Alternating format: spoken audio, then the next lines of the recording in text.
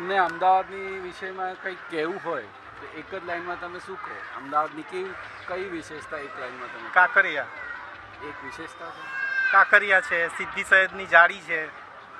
અને અમદાવાદનું વર્ણન કરવું હોય, વર્ણન એક લાઈનમાં શહેર વિશે? સ્વચ્છ છે, સુંદર છે, લીલુંછમ, ફરવાની જગ્યા, બધું ખાવા પીવાનું બધું છે. હવે અમદાવાદમાં કંઈક સુધાર લાવવો હોય તો કયા વિષયમાંથી સુધાર લાવવો જોઈએ સૌથી વધારે વિકાસ એમ્પ્લોયમેન્ટમાં લાવવો જોઈએ.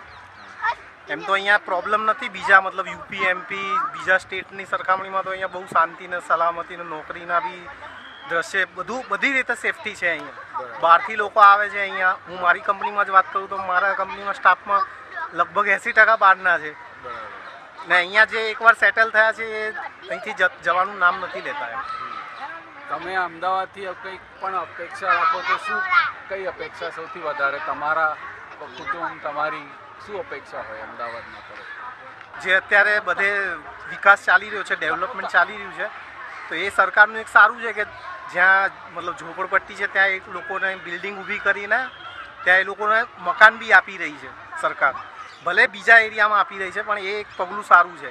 પણ એ શું છે બહુ દૂર આપી રહી છે, મતલબ એકદમ સિટીની બહાર છે, તો લોકો ત્યાંથી રોજ અપડાઉન નહીં કરી શકતા અને ઉપરથી શું છે એમને રોજગાર માટે તકલીફ, તો એ લોકો શું કરે છે ભાડેથી આપી દે છે ત્યાંને અહીંયા જ પોતે ભાડેથી રહે છે. તો એ જે છે ને શહેરની વચ્ચે બહુ બધી મિલો, જૂની મિલો બંધ છે, તો સરકારે એ મિલોને મતલબ એ મિલ માલિકને પ્રેશર આપીને એ જમીન લઈને અહીંયા સિટીની અંદર જ કરવું જોઈએ. ગરીબો માટે જે ઝૂંપડપટ્ટી કરે છે એ Narol side, Lambha side, Vatva side જાય છે, એ બહુ લાંબુ પડી જાય છે. તો એ શું કરે છે એ લોકો ત્યાં આવવા જવાનું એ લોકોને દૂર પડે છે, તો ત્યાં એ લોકો ભાડેથી આપી દે, કાં તો બંધ રાખે છે ને અહીંયા પોતે ભાડેથી રહે છે. એ પાછું એવું નહીં, એ જ થાય છે, ગમે ત્યાં જગ્યા મળી જાય પછી પાછું ઝૂંપડપટ્ટી ઊભી થઈ જાય છે. અમદાવાદમાં સ્વાસ્થ્ય ચિકિત્સા માટેનું તમારું શું અભિપ્રાય છે? હા, સ્વાસ્થ્ય ચિકિત્સા એ બહુ નેસેસરી છે, કેમ કે અત્યારે બહુ સિઝન ખરાબ છે. આ સ્વાઇન ફ્લૂ, પછી આ ડેન્ગ્યુ, તો એ બાબતે આપણું થોડું સ્વાસ્થ્ય બાબતે થોડું વધારે સરકારે મતલબ એ લેવું જોઈએ, કેમ કે સ્વાસ્થ્યની બાબતે અત્યારે બી આપણે મતલબ બીજા મતલબ ભારતમાં તો નહીં, આપણે ફોરેનની વાત કરીએ, બીજી જે છે એની જગ્યા એની સરખામણી આપણે સ્વાસ્થ્ય બાબતે બહુ પાછળ છીએ. અને એક મેઇન વસ્તુ શિક્ષણ અને સ્વાસ્થ્ય. ભારતમાં આ બે વસ્તુ પ્રાઇમરી મતલબ બેઝિક રિક્વાયરમેન્ટ છે અને એ જ મોંઘું થઈ ગયું છે. એ બે વસ્તુ છે એ કેમ કે બધા મધ્યમ વર્ગ કે ગરીબ વર્ગ, અમીર વર્ગ છે એ લોકોને કંઈ ફરક નહીં પડતો. મધ્યમ વર્ગ છે, ગરીબ વર્ગ છે, એ લોકો પોતાના છોકરાને સારી સ્કૂલોમાં કે સારા દવાખાનામાં કે ક્યાંય મળતું નથી.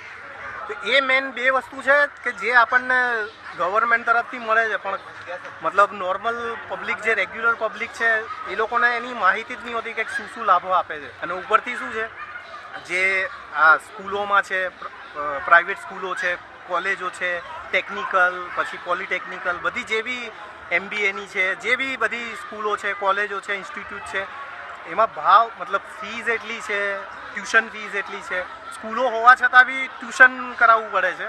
તો એ જરૂરી નથી. બીજા સ્ટેટની સરખામણી આપણે અહીંયાનું શિક્ષણ બહુ ખરાબ છે.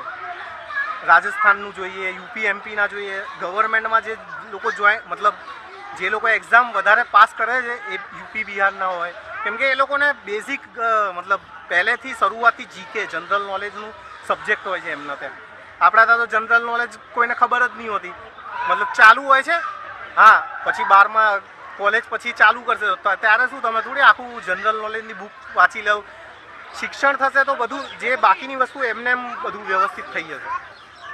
બાકી મેન આપણે શિક્ષણમાં અને સ્વાસ્થ્યમાં બી દવાઓ છે, જે સારવાર છે. હવે આપણે જ વાત કરીએ, છોકરાને લઈ જઈએ છીએ, નાના છોકરાને સ્પેશિયાલિસ્ટ જોડે જઈએ છીએ, જે ચાઇલ્ડ સ્પેશિયાલિસ્ટ હોય છે એ લોકોના જોડે જઈએ છીએ, તો મિનિમમ એ લોકોની ફી ખાલી નવી ફાઇલ ખોલવાની ફી 500 રૂપિયા હોય છે. હવે ગરીબ પેલો માણસ રિક્ષા ચલાવે કે લારી ચલાવતો હોય, શાકભાજી વેચતો હોય, એ 500 રૂપિયા ક્યાંથી લાવવાનો છે?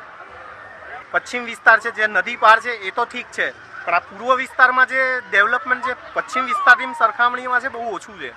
અત્યારે થઈ રહ્યું છે, ચાલુ છે અત્યારે, પણ આમ જેમ કે જૂના એરિયા છે અહીંયા અમદાવાદમાં, જૂના એરિયા છે, આપણે બાપુનગર છે, મેમકો છે, નરોડા છે, એ અત્યારે થઈ રહ્યું છે. પણ જે કાલુપુર, સરસપુર, દરિયાપુર, જમાલપુર, એ બધામાં શું છે, જૂના મકાનો છે, જૂની પોળો છે, એ સરકારી છે તો એ એમાં કોઈ તોડફોડ નહીં કે ડેવલપમેન્ટ થઈ ના શકે, પણ એક પગલું કરવું જોઈએ સરકારે કે ત્યાં બી ડેવલપમેન્ટ લાવવું જોઈએ.